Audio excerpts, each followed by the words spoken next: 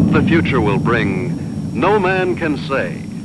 But one fact is certain. Mankind stands at the crucial crossroads of history, the threshold of a new era, the atomic age. For the people of the U.S., skilled in the uses of science and technology, the atomic age is profoundly significant.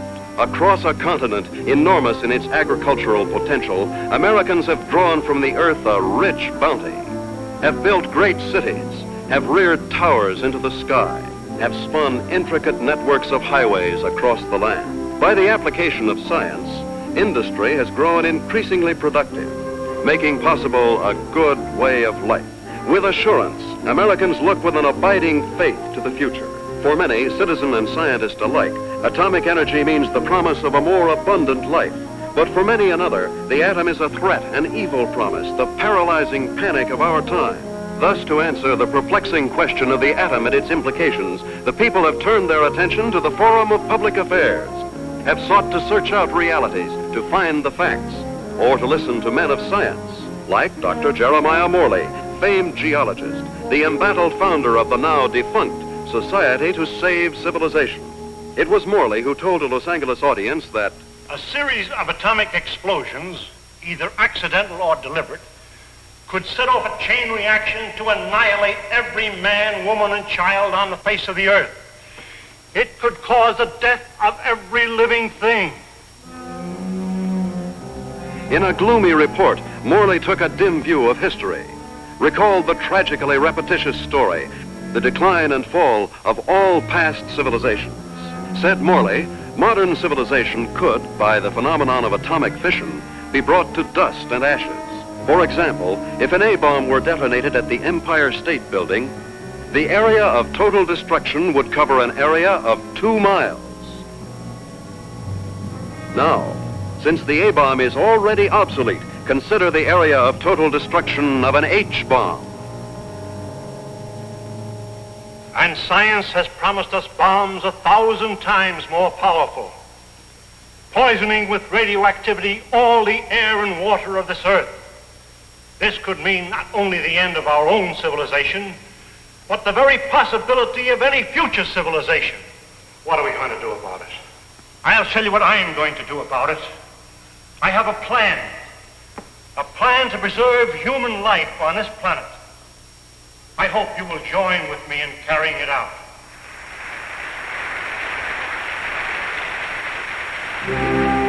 The response to Dr. Morley's appeal was immediate and enthusiastic. The Society to Save Civilization was set up. To its headquarters flocked amateur do-gooders and professional scientists. From them, Morley chose a staff of experts. Dr. Max A. Bauer, eminent geophysicist, ousted by Hitler from the University of Munich in 1933. Dr. James Paxton, metallurgical engineer, twice winner of the McKenna Scientific Award. Joan Lindsay, medical doctor and ardent feminist, who, for her research in biochemistry, was named winner of the annual award by the American Confederation of Women Scientists. Dr. George Coleman, authority on soil conservation. And Andrew Ostengard, sandhog, explosives expert, Marine veteran of World War II. It was this team, qualified each in his own way, that helped set in motion Morley's audacious project, a daringly planned program, which he took 3 months later to the board of directors of the Carlyle Foundation. And so my colleagues and I believe that humanity can escape annihilation, can find a temporary haven, a promise of hope that, come what may, life can be sustained deep within the earth itself. Far below the surface, we shall seek a geological shelter. We have a team ready for the effort. All we lack are funds. Can we get them from your foundation? Dr. Morley, I believe it would expedite matters if I were to ask the questions. We're laymen, you know. First of all, isn't the inside of the earth solid? The interior of the earth is made up of vast caverns and air pockets, joined by natural avenues leading from the surface. Natural avenues? Funnels and fissures. Such a fissure lies within the world's largest extinct volcano at Mount Nelly. That is where we intend to start our journey. Well, these funnels, how far down do they go? Hundreds of miles, perhaps thousands, to the very core of the Earth. But isn't the inside of the Earth, the very core, a molten, fiery mass? To the contrary. The latest body of theory holds that the inside of a sphere, such as the Earth, is cooler than the temperature at its surface. And how would you traverse these thousands of miles? Dr. Coleman, the perspective drawings, please. This is a cyclotram. A what? It's an amphibious conveyance based on the principles of an ovoidal bathysphere. A what? Like a submarine, with the mobility of a tractor. Its head contains a burrowing device, and its walls can withstand extremes of temperature and pressure. But even with the cyclotram or the bathysphere or the whatnot, how do you know you'll be successful in finding this underground haven? We don't know, but we must try. There is no other alternative, no other course, no other hope of keeping the spark of life alive. And the cost?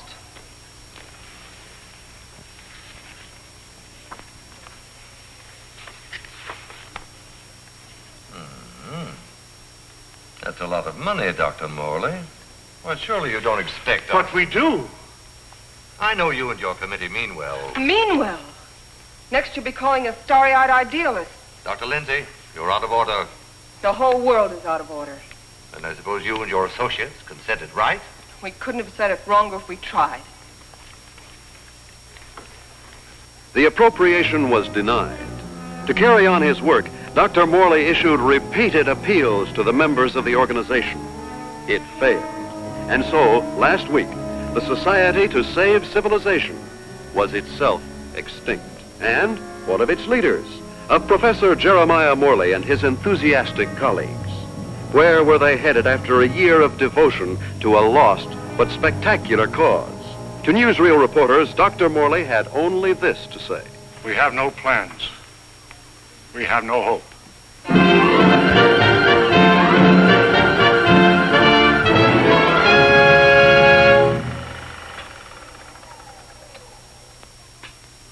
Better stand by, Frank. We may want to run that again. Well, gentlemen, what do you think? It's like asking a man what he thinks of his own obituary. I thought you'd like to see it for its release in case you had any objections. Now he thinks of our objections.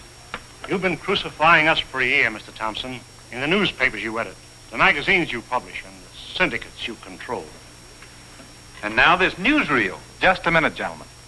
You seem to have me confused with my father. He dictates the policies of our publications. Like father, like son. Nothing, Dr. Bauer, could be more unscientific. As a matter of fact, my father and I never see eye to eye on anything. So he's the villain of the piece and you are the hero. Quite the contrary. My father has all the virtues of our society. He makes the money, I spend it. The large occupation. Oh, I have no occupation. I'm strictly... You wouldn't. That idea of yours, Dr. Morley, about exploring the inside of the Earth. You know, I'd like to try that, just for the kicks. I'm sure you wouldn't find it very exciting. Oh, I don't know. Gentlemen, I came here tonight with a proposition. I have some money of my own. I would like to finance your project. Are you serious? Sit down, my boy. There's one stipulation, however. I go with you. And what could you do? I'm afraid you don't realize what you'd be up against. Going 1,000 miles inside the Earth just to satisfy a whim? Gentlemen, you act as if the fate of humanity hung upon you granting me this whim.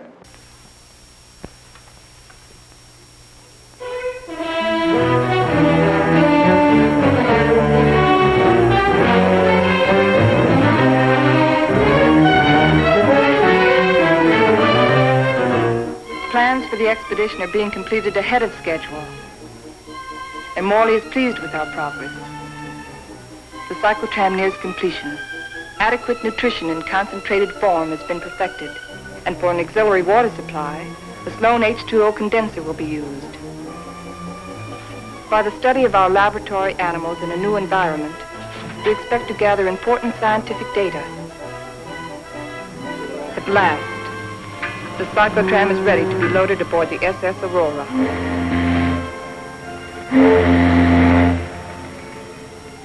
Our destination, the extinct volcano, Mount Nele, where the inside of the earth begins. This was our base, a lonely, desolate beach at the foot of the extinct volcano.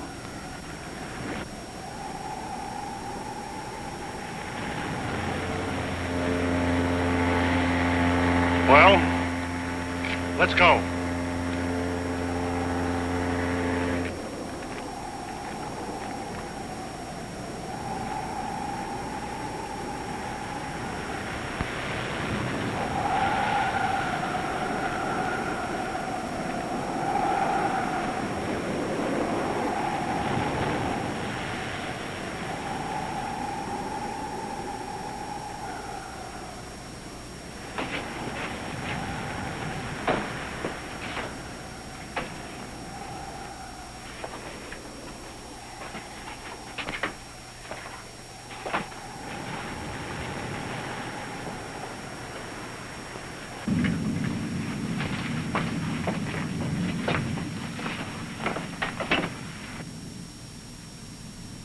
What a place to spend our last night on Earth. You sound like we'll all be dead in the morning. It's a possibility if we stay here.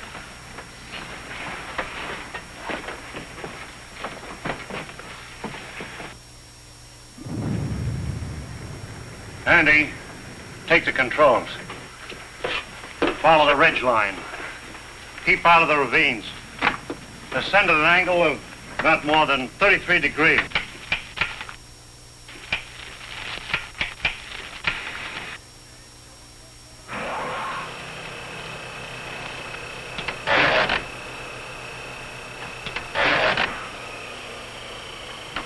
Something's wrong.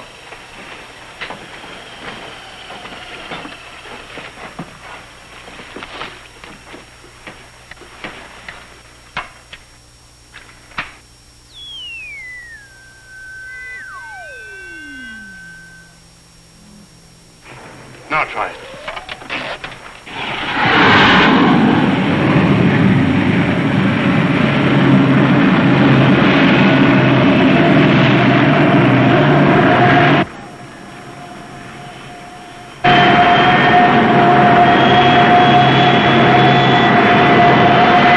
Sustain 2,000 RPM. Follow our chart plan, R4. Check.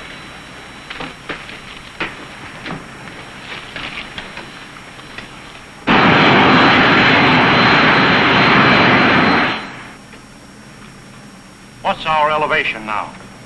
Approaching 6,300 feet. Angle of ascent, 19 degrees. Speed constant, 2,100 RPM.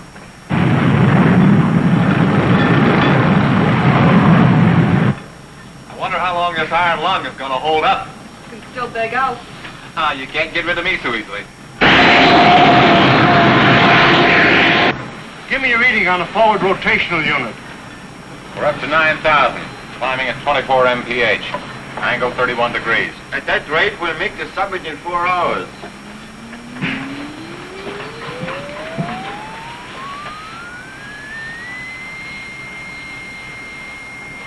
Dr. Marilyn, we are meeting some unstable isotopes.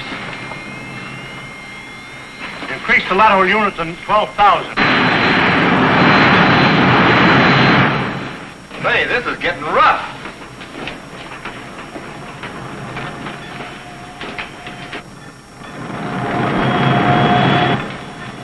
We're approaching position R4. Our computations show an error of less than plus 0.14. Good. We'll reach the summit in 30 minutes.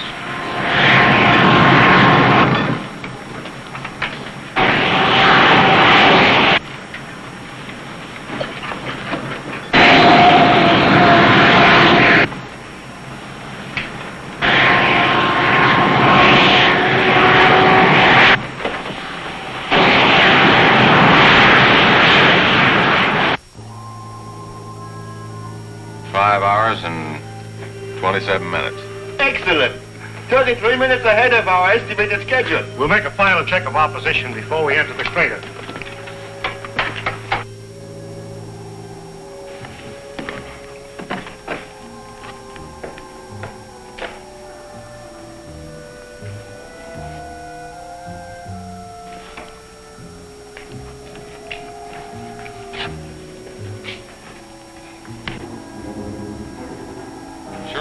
professor picked this volcano for our expedition. Maybe this one could come to life, too. No, not a chance. No bet on it.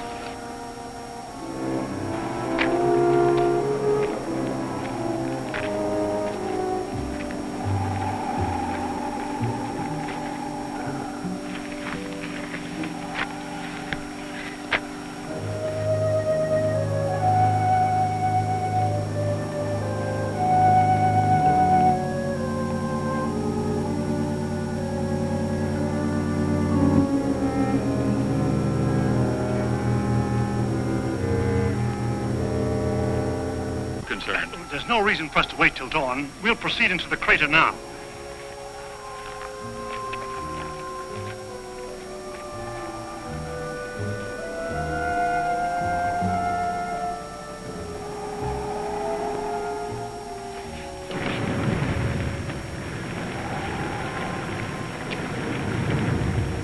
Just one last look at the earth. Yeah. What a way to remember it. Follow the downward spiral. Keep to the inside ledges. Speed 1,200 RPM.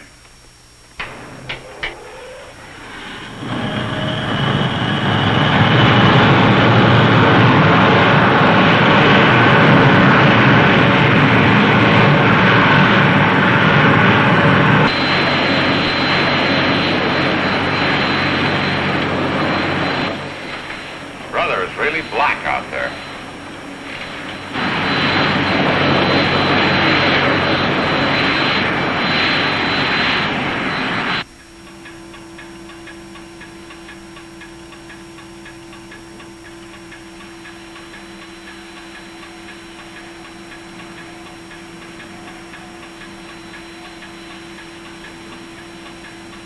As we descend ever deeper into the volcano, I have observed no unusual physical symptoms.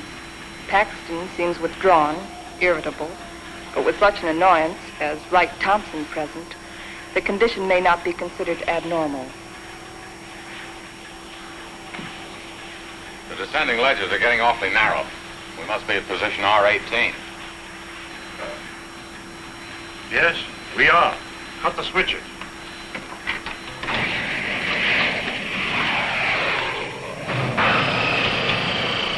We'll be doing some hiking now.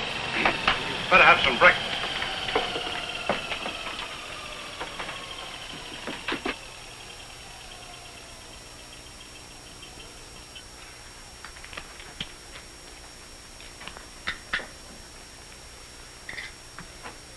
Rise and shine. Morning. How can you tell? Breakfast is served. Breakfast. Well, I've always said there's nothing like starting off a hard day's work than with a good breakfast. Hey, Doc? How would you know? You don't like my kind of guy, do you? Not very much. But I'll make an exception of you. You I don't like a lot. Coleman, take the controls. We'll scout the way on foot for you. Follow on down along the widest leg.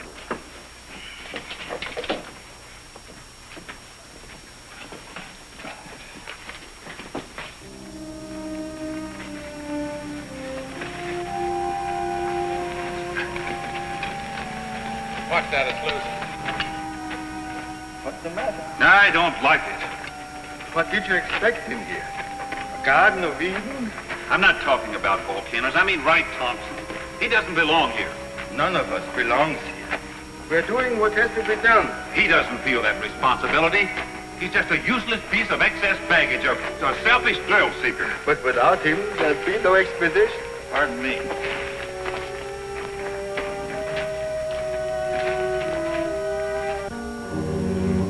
Kind of deep down there, isn't it?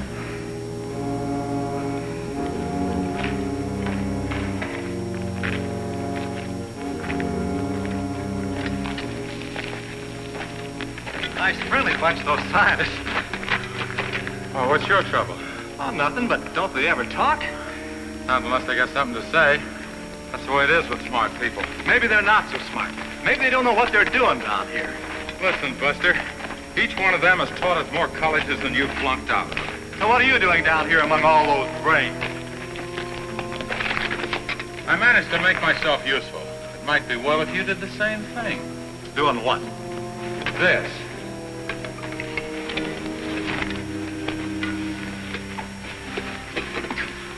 You lead the way for a while.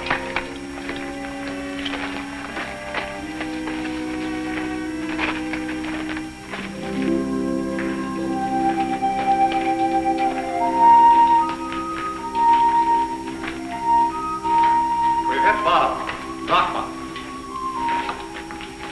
Hello, Coleman. Coleman, come in. Go ahead. We've reached the end of the channel. Establish our position. Our depth below mean sea level, 2.6 miles.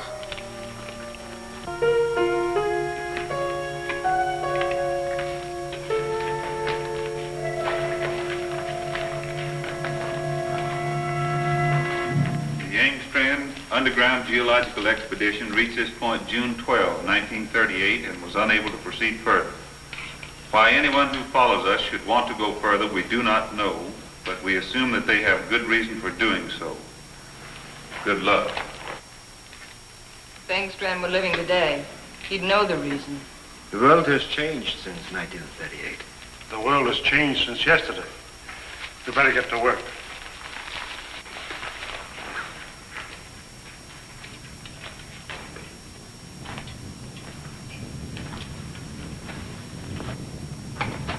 Look! That's pressure from the other volcano. We'll have to work this side.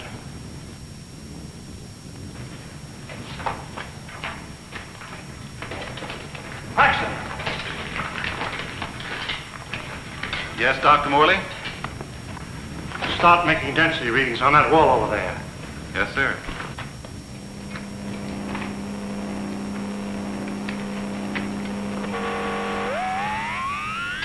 This is it. The point of least resistance. Okay, Andy. I'm ready. We'll all go back to the cyclotram.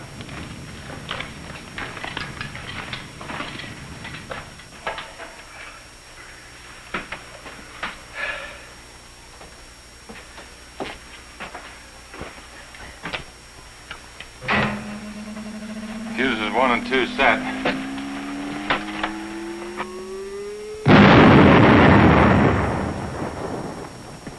I wonder what we'll be running into. There's only one way to find out.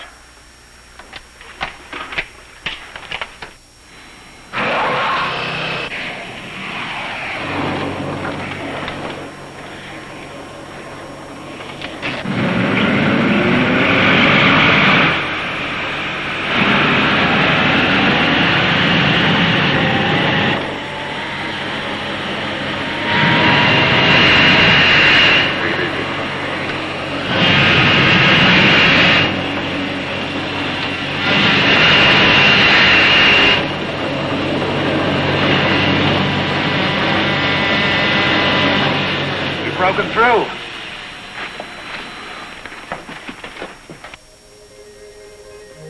Looks like a tunnel. So far, so good. Put on your gas mask just in case. Coleman, we'll set the pace. You follow along with the cyclotram.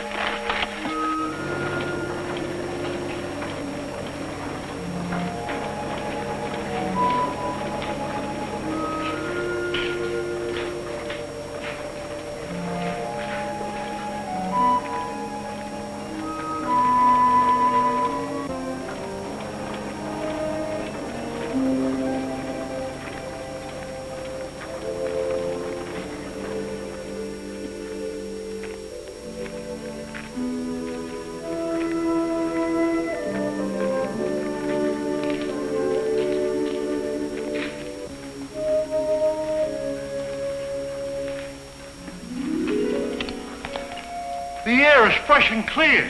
You can take your masks off. Pressure seems normal.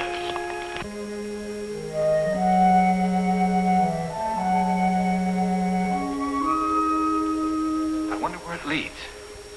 That's exactly what we're going to find out. Lead the way, Andy.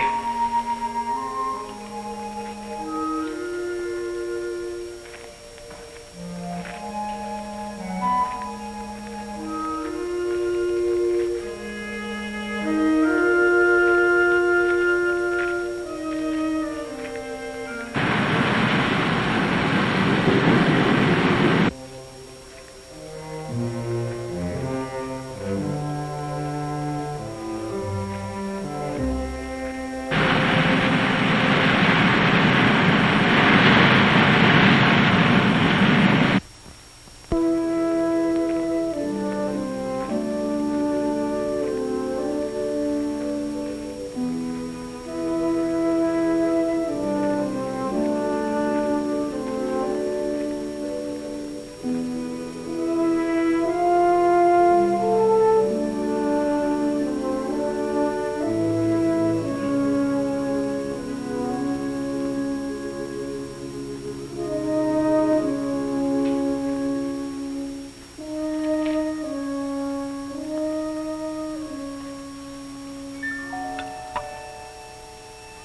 did it all happen? Long time ago. The earth above was covered with water. And when the sea vanished, it left great limestone deposits behind. Was all this limestone? Yes. And then the water gathered in underground streams and carved out the soft limestone. Drop by drop, year by year, the water dissolved the stone. Each drop carried a tiny particle of sediment. That's what formed these columns. About an inch every 1,000 years. Well, how long did this whole process take? About 200 million years. Hello, Coleman. Coleman, bring up the tram. We'll proceed from here.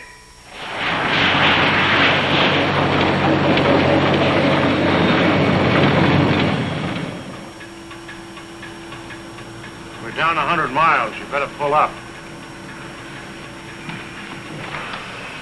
Cut the switches.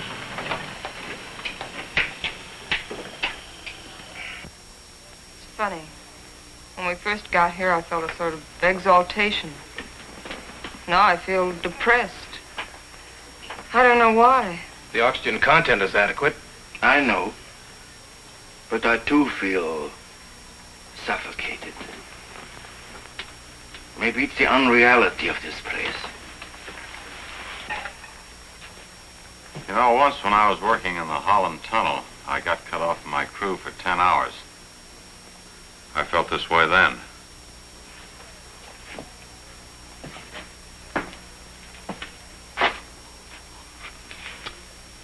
I think I know what it is. It's loneliness. It's a feeling of a person away from people. I felt it on the top of a mountain in Tibet, in the jungles, and on the Arabian desert. It's like the last cord tying you with humanity has been cut. It's more than that. People have dignity only in relation to many other people. Alone, a man is as useless as any rock out there. No, you're both talking nonsense. Nature doesn't influence man. Man influences nature. One man, one strong man, can change nature. Oh, you're wrong, Dr. Paxton. It isn't one man. It's many men working together. Right, teacher? Men together are no more than sheep. One man standing alone leads the way. Then the sheep follow. Please, gentlemen. Well, I'm please. embarrassed for all of you who call yourself scientists. Swayed by a self-indulgent young fool. I'm going ahead. I hope that by the time you catch up with me, the atmosphere will have cleared the cobwebs from your brains.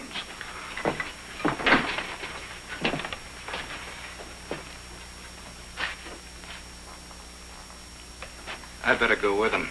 It isn't safe for a man to be alone down here. Ah, he's all right. He's the leader type. I'll go with them anyway. There wouldn't be leaders if there weren't sheep like me to be led.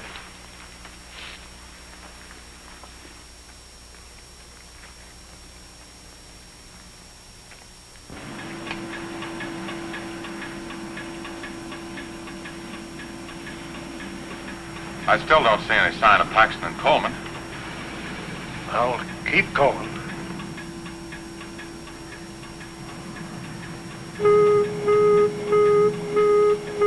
Gas!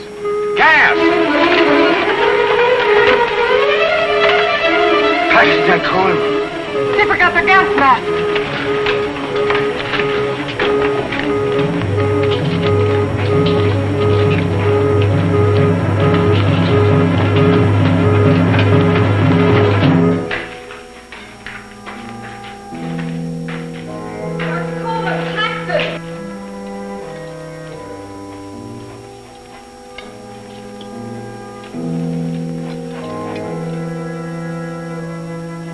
There they are!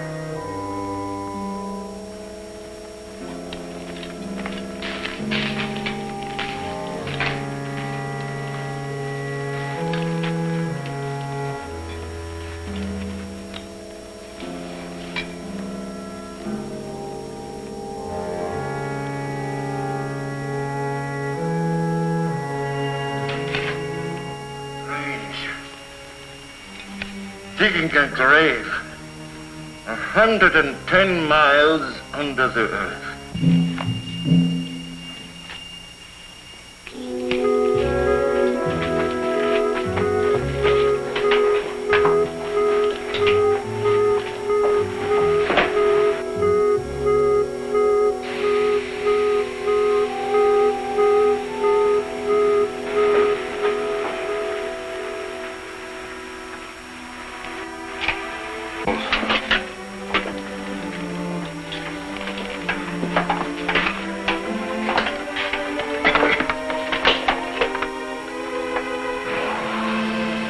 Must go on. It's too late to turn back now.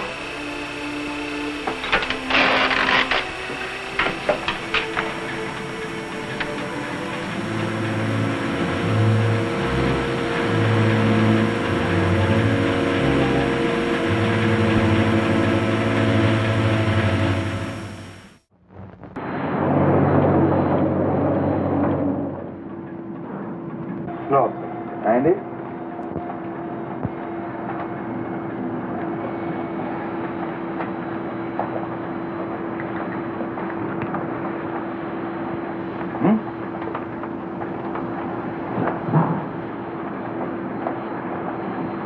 You know, right now I'd give $1,000 for a good hamburger. And another 1,000 for onions on it.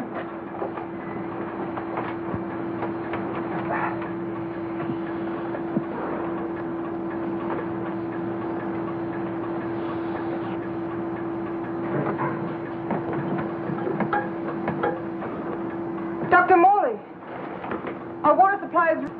Cut the switches.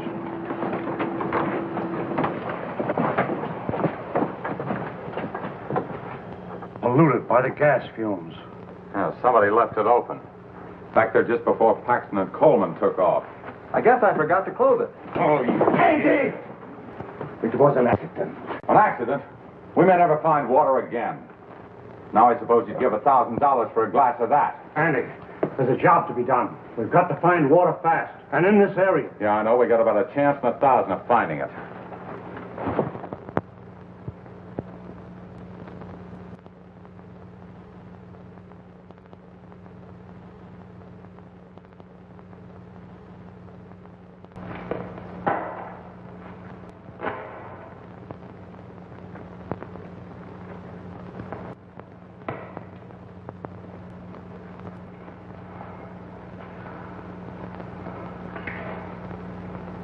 Look, there's Andy.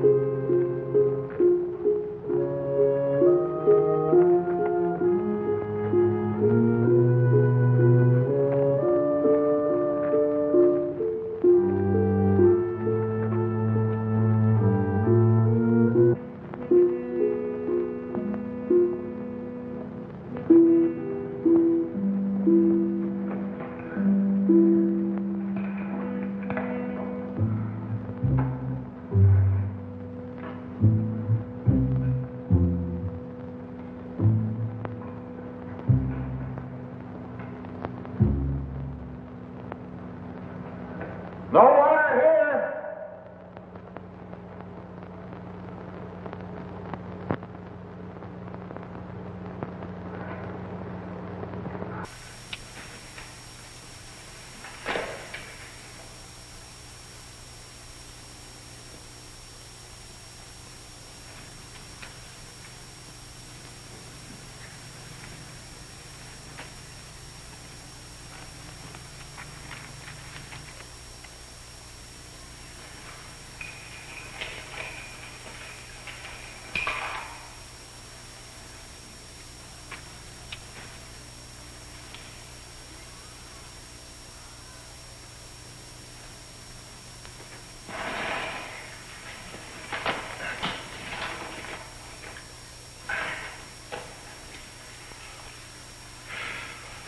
Thing like this enough to drive a man stir crazy. It's no use. 240 miles inside the Earth. Yeah, and no water.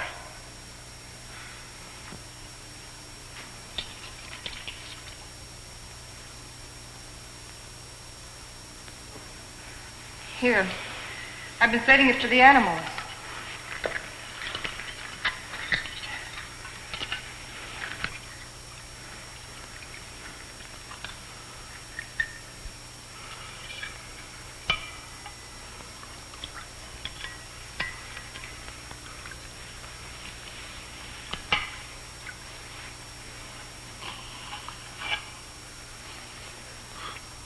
Go ahead. Enjoy yourself. It doesn't cost a cent.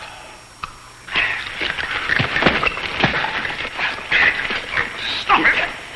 Andy! This is ridiculous. We have something larger at stake than your personal petty feuding. Now, you two can come with us or stay here and kill each other. I'm going after the cyclotron. Never mind. I'll go get it.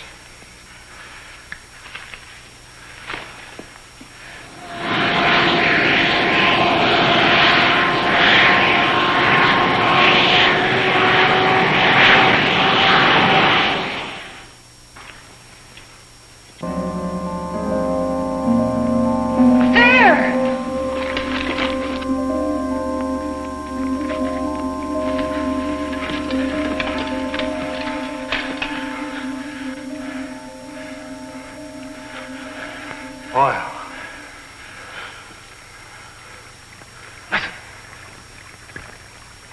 Sounds like running water. But where is it coming from?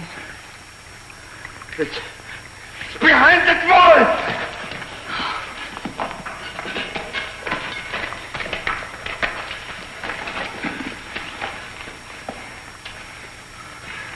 It is running water. Well, why don't we go through the wall with a cyclotron? No. There's this brother.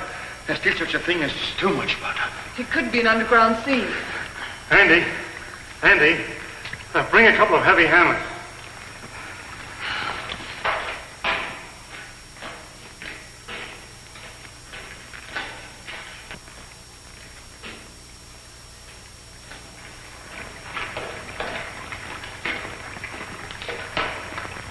What's up, Professor? We think there's water behind that wall. Try breaking it in. Sure.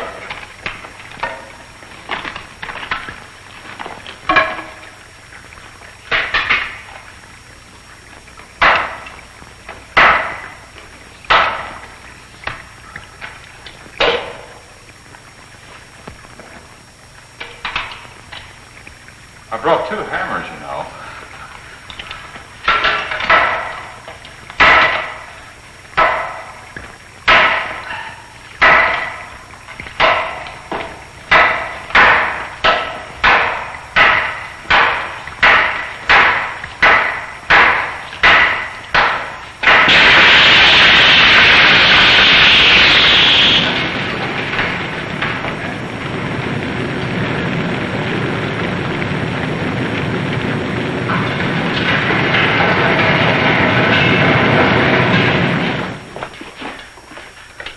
Come in here. Let's take care of that arm.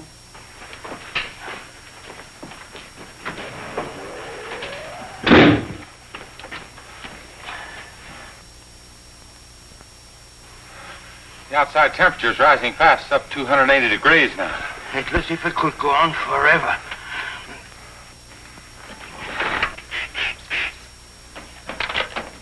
Hold it out there.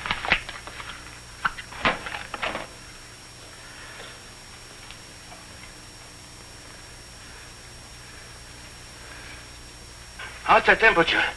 It's dropping fast. The outside pressure is dropping, too. Good. Condensation will soon take place. There. You're a pretty good doctor at that. You're a pretty good patient at that. Thanks.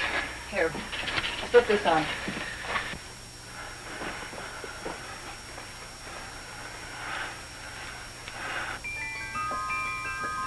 It's water. Look. Look at it. It's water.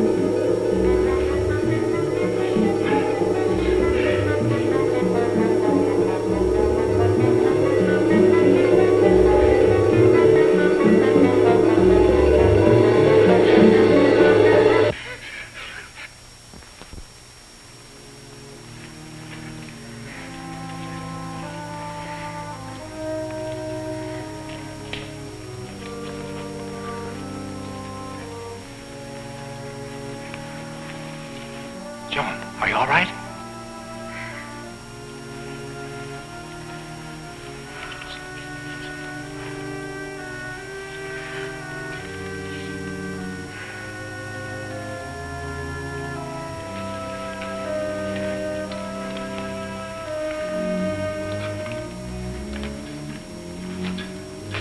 Well,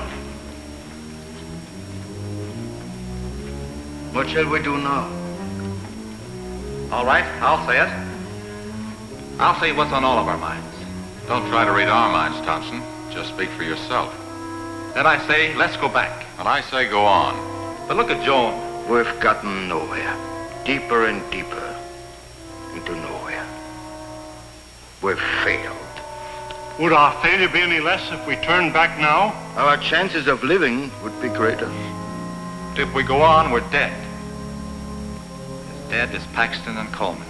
That's a chance we have to take. The stakes are high, higher than our lives. They involve the life and death of all mankind. That's a great speech, but I won't buy it. All right. Let's put it to a vote. Thompson? Go back. Andy? Go on. Bauer?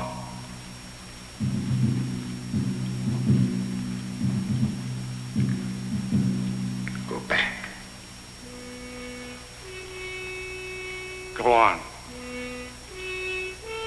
Seems to be a deadlock. I suppose none of us would like to reconsider? Doesn't woman suffrage count here? What do you say, Joan? I say go on, and let's not waste any more time about it.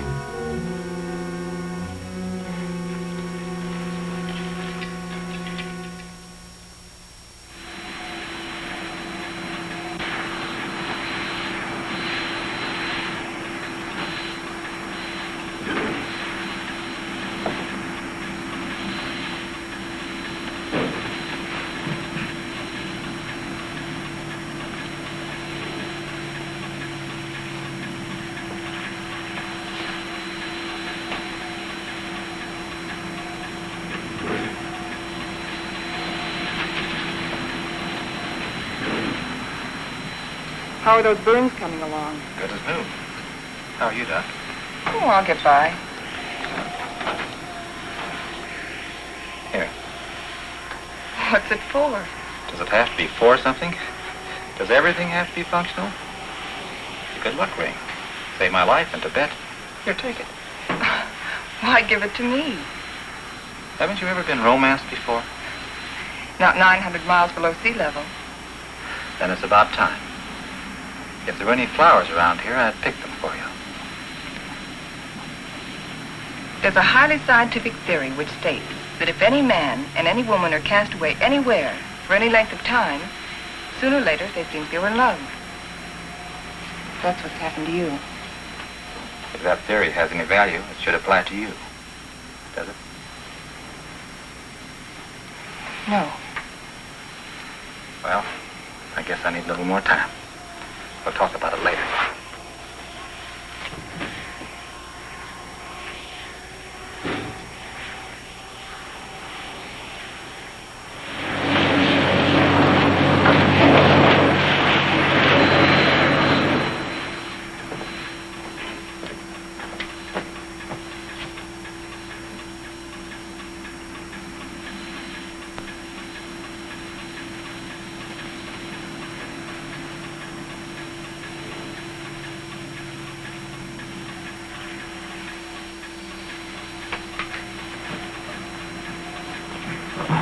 Hey, how about pulling this jalopy level for a minute? Just long enough for us to get out of these straitjackets and stretch.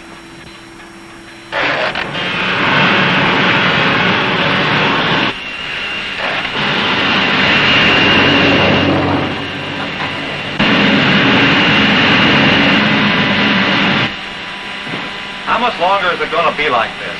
Oh, right. What difference does it make? Plenty. If it's going to be like this the rest of the way, why go on? Why waste time? That shouldn't make any difference to you. You've never done anything but waste time. Listen, you meathead. Just because you're a sand hog that likes to go groveling around in the ground. And you're a mountain goat with his head in the clouds. Stop it, both of you! I've had enough of this. What's happened? I don't know. It's hot water.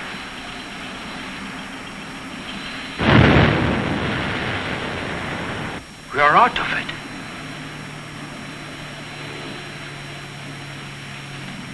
This might be what we're looking for. Let's make a landing and explore the area.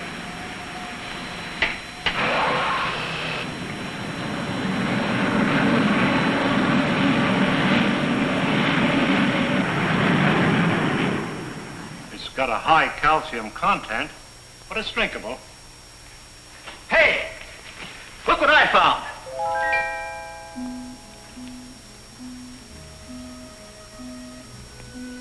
They're cave pearls. Cave pearls? How much they worth? Calcium carbonate. Calcium carbonate. Well, how about this? Sulfate of lime. Plaster of Paris. Professor, you take the romance out of everything. Here you are, Doc. 2 souvenirs from Hades, vacation land of the underworld. Thank you. Back home, I'll be the envy of every kid on the block. I'm not so sure, Joe. Take a cave pearl into the sunlight, turns gray and ugly. And the flower? It'll crumble to dust. Hey, Professor, how about these fish? It's a rare species. They're edible, though. They have no eyes. I think I'll stick to pills. They lost their eyes 10 million years ago.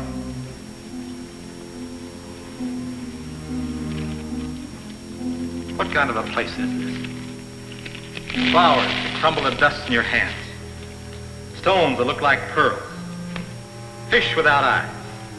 Nature sure a practical joker. I suppose you could have done better? 10 million years, I couldn't have done worse. Morley believes this is the shelter we've been searching for. A valley of shadows where light can be sustained. A shelter for humanity. And yet our morale is very low. What do we want? A ray or two of sunshine? A change of seasons? Starry nights? In this graveyard, Morley thinks we can build a new life right here. You mean this is what we're looking for? You'll get used to it. Well, who wants to get used to it? Why don't we go on?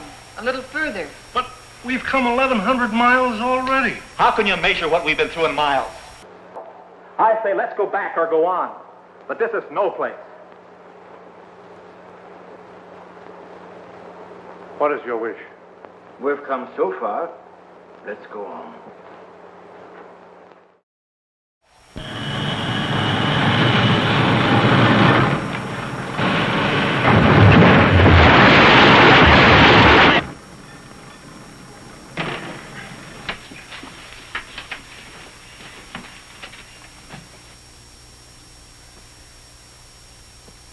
Well?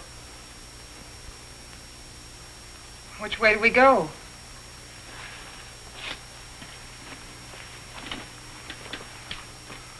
I suppose we'll have to explore both channels. I'll take the right one. Right? You take the other. Why me? I'll tell you why. I'm sick of taking your orders. That's the trouble with you, Thompson. That's all you do is take, you never give. Without me, there wouldn't have been any expedition. Well, that's not enough. It's time you gave something yourself and not your pocketbook. Andy. We might as well get started.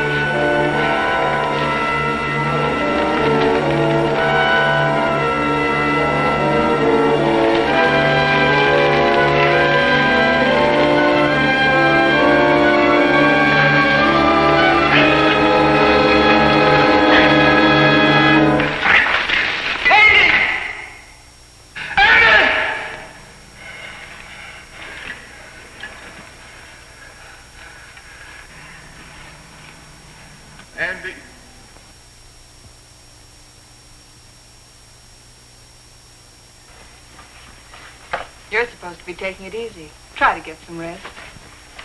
Listen to me, Wright. You've been like this for days. How long can you keep it up? He didn't like me any more than I liked him. Yet he saved my life. It doesn't help brooding over it. But he died saving my life. He did what he believed was right.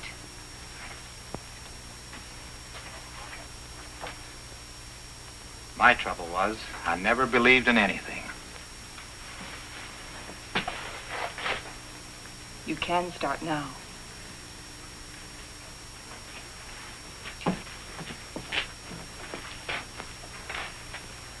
Morley wants to go back to that Valley of the Shadows he liked so much. Well, it's better than this. But it isn't good enough. What do you want to do? I too want to go back. But all the way back. Now that Andy's dead. Now that Andy is dead, we've got to go on. We've got to, until we find what we're after. If we fail, then we can talk about going back.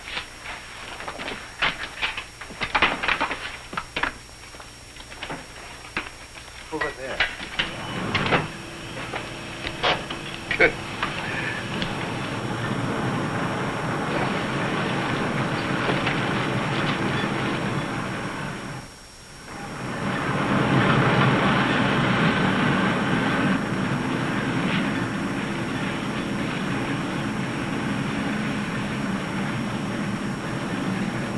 This must be a continuation of the other river. No, I think it's just a seepage product. Listen. What's that?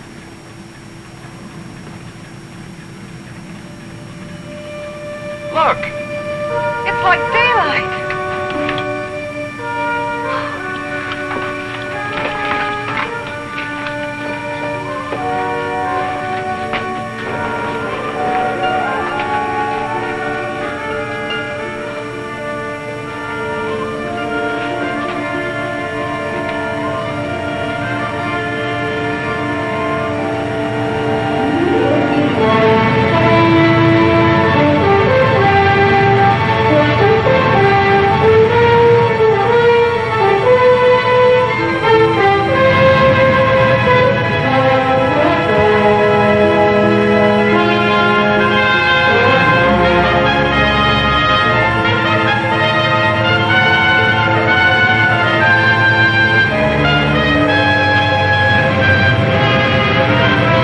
Like a dream after a terrible nightmare. I think we found it.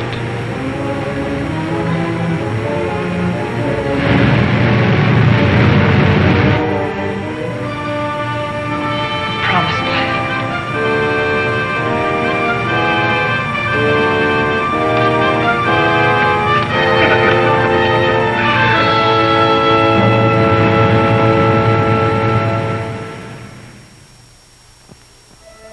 We have discovered a vast and radiant cavern deep within the earth. Along the shores of this incredible cave lies a great underground sea, gathering up the waters of the earth.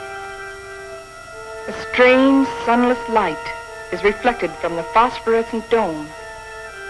The glowing peaks are weathered and sharp, and the gullies deep. The wind is soft, and the climate pleasant. Vapors rise up into the bright dome, forming luminous clouds.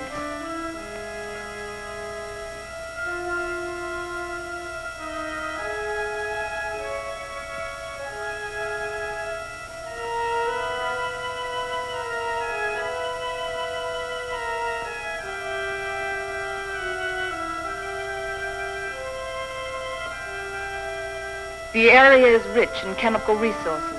That means power and industry, according to Bauer. And Wright says a real estate boom is on.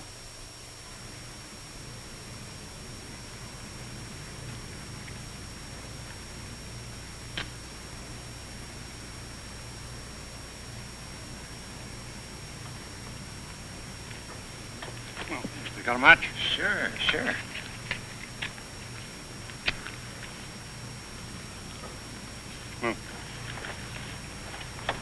How you coming, Professor? Uh-huh. Still feeding those rabbits? They eat like pigs. Small wonder. They're expecting in a couple of weeks. All of the rabbits? No, silly, just the lady rabbits. Tell me more. Here, make yourself useful. Get some more water. Explorations and surveys of the surrounding area continue. Morley and Thompson have set out toward the southeast to investigate the land and its potentialities.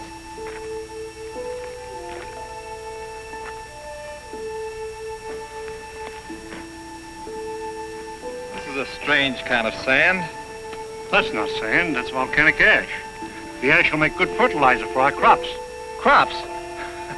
Let's face facts, Morley. This is a desert. The very word means deserted by life. And you talk about crops. It can be irrigated. This country has everything. Water, soil, air, heat. Yeah, you're forgetting one thing, though. No sunlight. Science can adjust that. Crops can thrive without sunlight. Perhaps. But can we?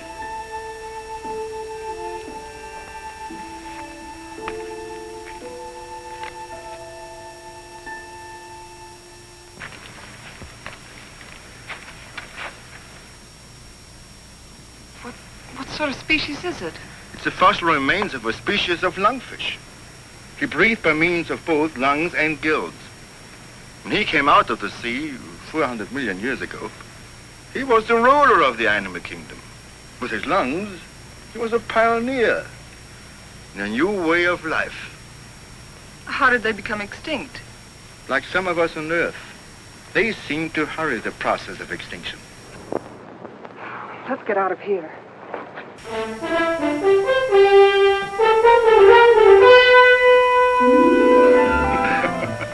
What's the matter? You act like you swallowed a canary for breakfast. This is the day, right? This is what day? The day we're expecting the first litter of rabbits. Well, who's going to pass the cigars around? You apparently don't realize the importance of it. Oh, I'm sorry. By observing the rabbits, we've already learned that they respond to nature basically as we do, as any mammal does. And from their young born today, we can predict how our own young will respond in the new world. Dr. Morley, Fowler. Come on. You go ahead. I'll get plenty of hot water.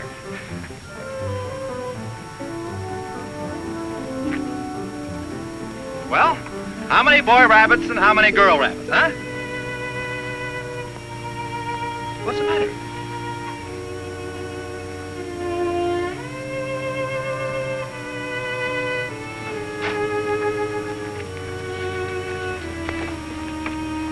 Joan, what's the matter? They're dead. They're all born dead.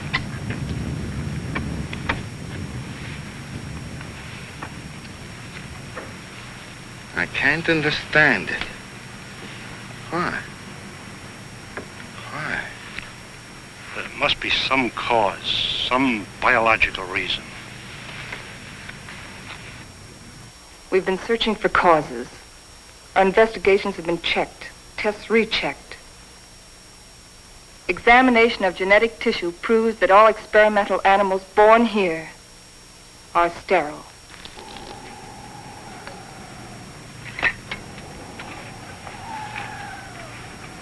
You know what this means? This new world. A haven for the dead. This is the end of the line. Now we know that the human race cannot reproduce itself in this underworld region. It appears our mission is a failure. Then we can't stay here.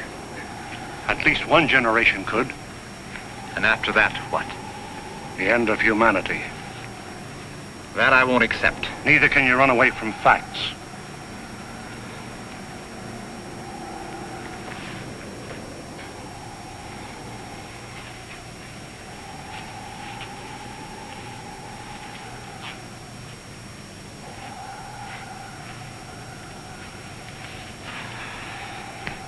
I've always run away. Climbing mountains. Trying to prove something. I don't know what. I too ran away instead of fighting. And now I've run away again.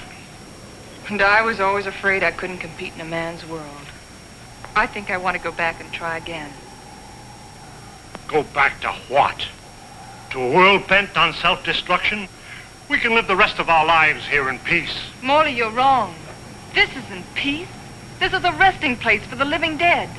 I I don't believe it's the end of the world. I don't believe it's the end of mankind. You're young. You don't know.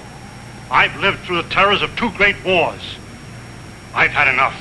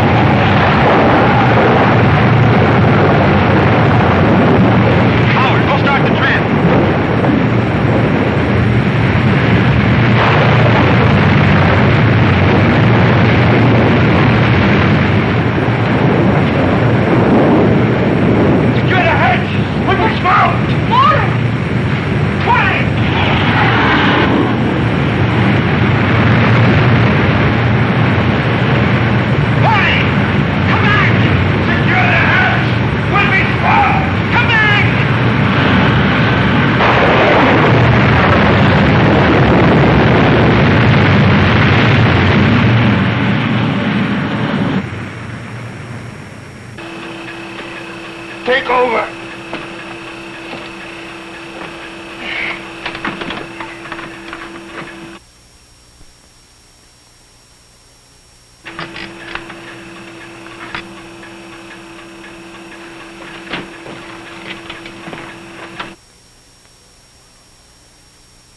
Something's wrong.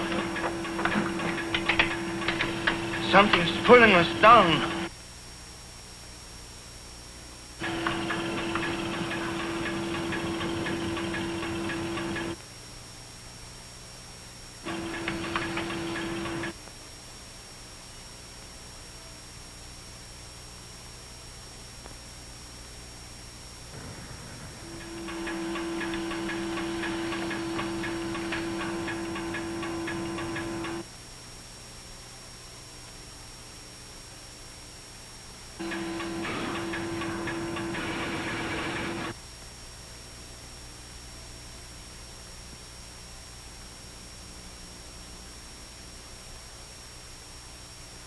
We are lost.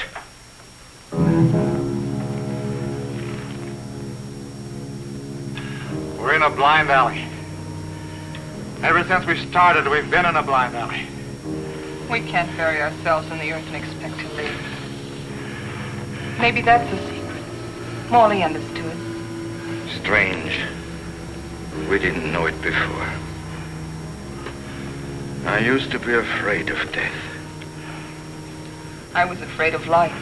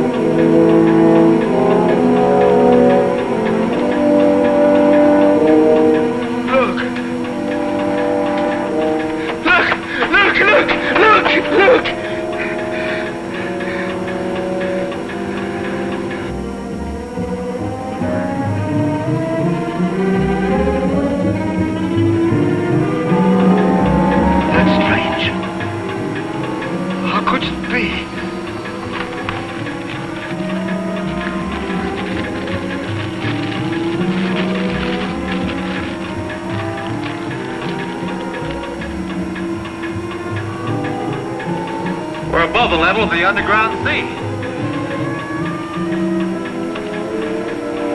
We found a channel to the upper ocean.